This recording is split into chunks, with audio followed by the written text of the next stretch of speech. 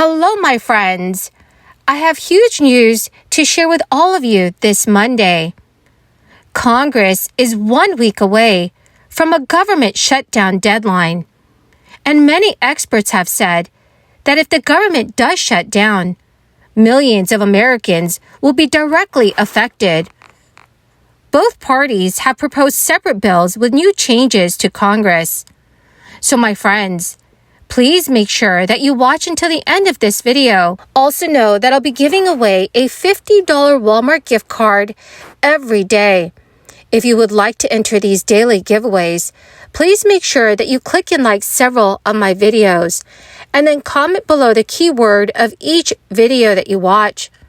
My friends, the more videos that you comment on, the greater your chances of winning these daily giveaways. The House of Representatives and Senate are expected to pass a short-term extension to avert a government shutdown at the end of this week, which would give negotiators more time to try to secure a broader full-year funding deal. Senate Majority Leader Chuck Schumer said that senators should be prepared to take quick action on a 1-week extension to provide lawmakers more time to negotiate. Schumer said in remarks on the Senate floor that he anticipates quick action on a stopgap funding bill, which is known as a continuing resolution, so they can give appropriators more time to finish a full funding bill before the holidays. Currently, negotiators are under great pressure to reach an agreement for a full-year funding deal imminently. If they can't, lawmakers could pass the stopgap bill to last 1 year, an outcome that neither party wants, or could punt the decision to next year when Republicans take over the House. That may complicate the government's ability to avert a shutdown, as it would mean newly empowered House Republicans need to agree with 60 senators and Democratic President Joe Biden. GOP Senator Richard Shelby, the top Republicans on the Senate Appropriations Committee, just recently said today that he is more optimistic than he was 1 week ago about the possibility that negotiators will reach a deal for a full-year funding package, but warned that he's still guarded because no deal has been reached yet.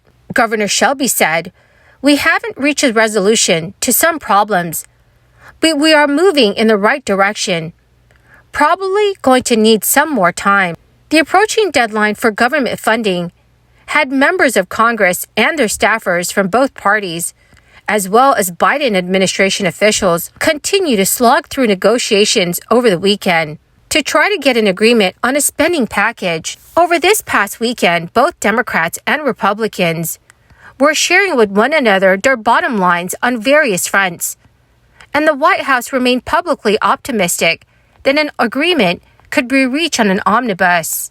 Congressional aides acknowledged to CNN News that the weekend talks went better than days prior, which is why Democrats will not introduce their own Democratic-only omnibus plan this week. The key word for this video today is bread pudding. If you would like to enter today's Walmart gift card giveaway, please click and like several of my videos, and then comment below this keyword, which is bread pudding, and additional keywords of any video of mine that you watch. And do make sure, friends, that you're also subscribed to my channel. Remember, friends, that the more videos that you comment on, the greater your chances of winning these daily giveaways. For now, a bipartisan deal on government funding remains elusive.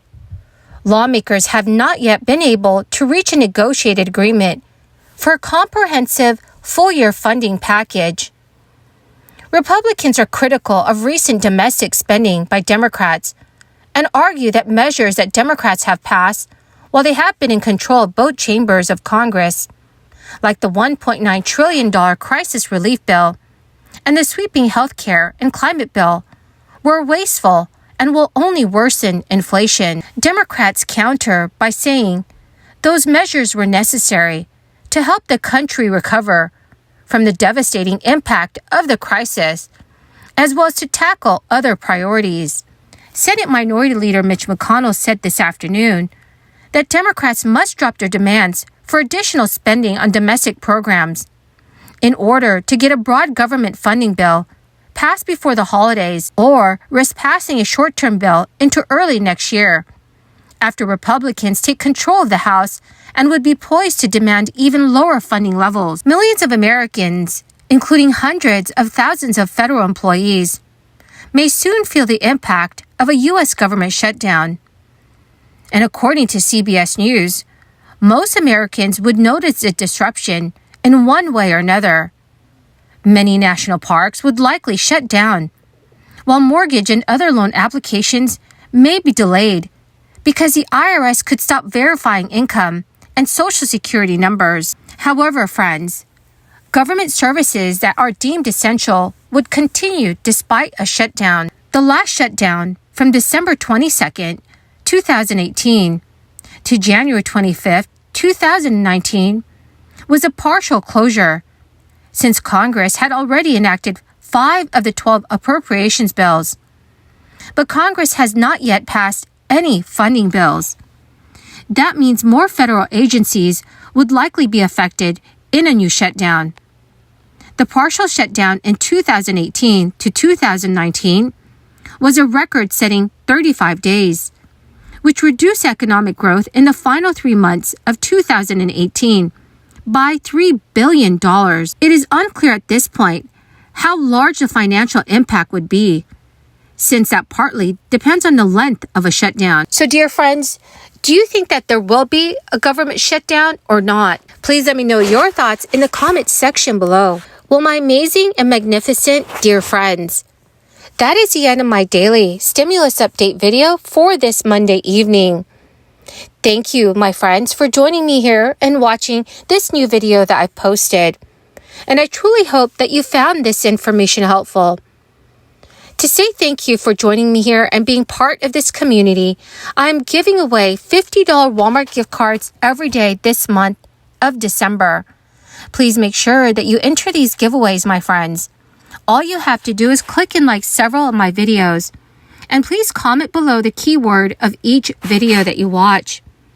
Thank you and have a wonderful and blessed week. I think it's one of the reasons we help facilitate the passage and now hopefully the appointment of a national cyber director so that we have somebody in charge, somebody can be held accountable, and somebody can force that collaboration. So I'm looking forward to meeting with the nominee here shortly, and hopefully we can get that individual confirmed and on the job and being held accountable. Mr. Wales, there's not a problem since I've been here 10, going on 11 years, that the solution isn't always more funding. CISA's budget's around $2 billion a year, correct? Correct. DHS total about 2.6. The federal government in total for 2021 will spend almost $19 billion on cybersecurity. But in the real world, that's a lot of money. Have you done kind of a soup to nuts, zero-based budgeting to determine what it is, how you're already spending the $2 billion? And let's face it, whether it's the OPM hack, the solar winds, just keeps happening. And again, this is not an easy issue. I understand that. But unfortunately, I've been in this role now for many years and listening to kind of the same bureaucratic explanations, the same collaboration, information sharing, which I think is all important.